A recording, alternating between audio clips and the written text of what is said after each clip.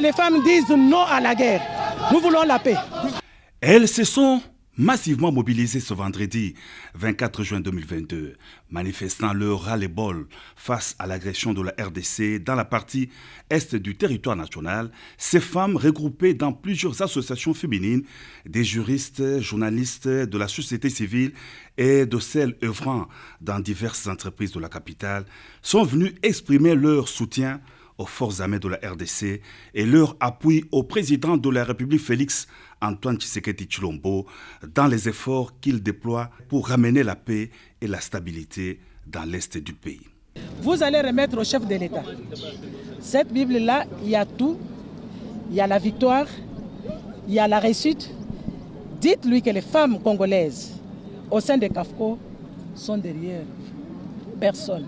Alors personne. Il faudra marcher sur nous pour prendre le Congo. Merci. Au Palais de la Nation, les femmes manifestantes ont bénéficié d'une oreille attentive du directeur de cabinet adjoint du chef de l'État en charge des questions juridiques, administratives et diplomatiques, Madame Nicole Tumba-Boatia, qui leur a promis de transmettre leurs doléances au chef de l'État.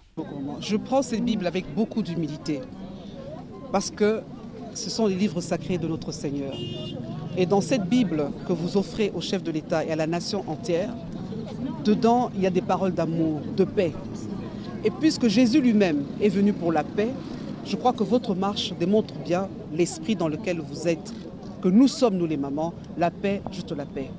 Parce que si la paix n'est pas là, il n'y aura pas possibilité de se développer. Or, le président de la République, vous savez très bien, il a mis à cœur de développer ce pays pour que nous vivions en harmonie avec nous-mêmes, en harmonie avec la communauté internationale, mais à condition que les règles de la paix soient pas hypocrites mais réelles. C'est ainsi que je prends cette Bible que je remettrai personnellement au président de la République pour montrer que chef, aux ayomo côté, basi, bazanayo. Un autre soutien, et non le moindre, aux FARDC est celui de l'autorité traditionnelle, soutien vivement exprimé aussi devant le Palais de la Nation.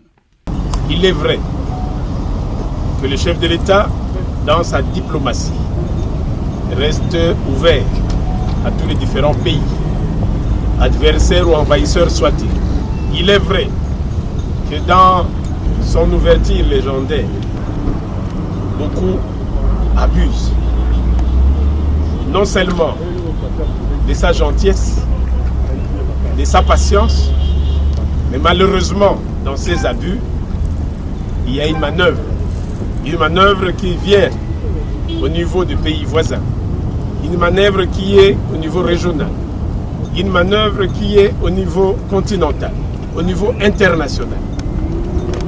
Un complot.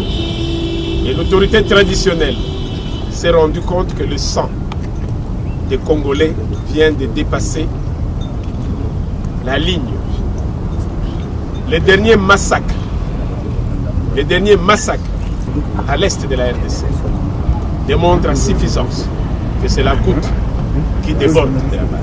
Rassemblés au sein du Conseil supérieur de l'autorité traditionnelle et coutumière, avec en tête Sa Majesté Fumu Difuma, les chefs traditionnels de la RDC ont été reçus par le conseiller principal du chef de l'État au collège en charge de la culture, des arts et questions religieuses, Théodore Tshilombo, à qui ils ont remis un mémo des soutiens au chef de l'État face à l'agression de la RDC par le M23 soutenu par le Rwanda.